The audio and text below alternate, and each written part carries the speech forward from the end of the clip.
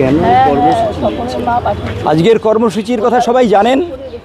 গত 9 তারিখে আরজি করে যেভাবে একজন ডাক্তার ছাত্রীকে ধর্ষণ করে নৃশংসভাবে খুন করা হয়েছে, যা কোনো মানুষ করতে পারে না, পশুদেরকেও যা লজ্জা দেয়, তার বিরুদ্ধে একটা আন্দোলন চলছে।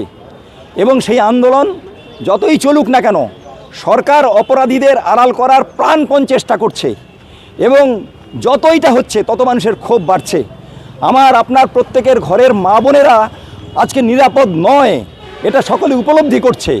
কারণ নিজের কর্মক্ষেত্রে যদি এইরকম অবস্থা হয়, তাহলে অন্য জায়গায় কি হতে পারে।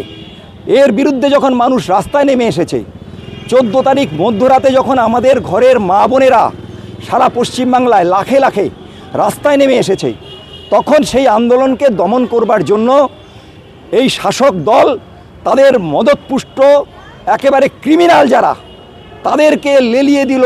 আন্দোলনের মূল কেন্দ্র ওই আরজি কর হাসপাতালে যারা আন্দোলনকারী, তাদের আক্রমণ করবার জন্য মঞ্চ ভেঙে দিল, এমার্জেন্সি তছনছ করে দিল, কয়েকটা ডিপার্টমেন্ট তছনছ করে দিল।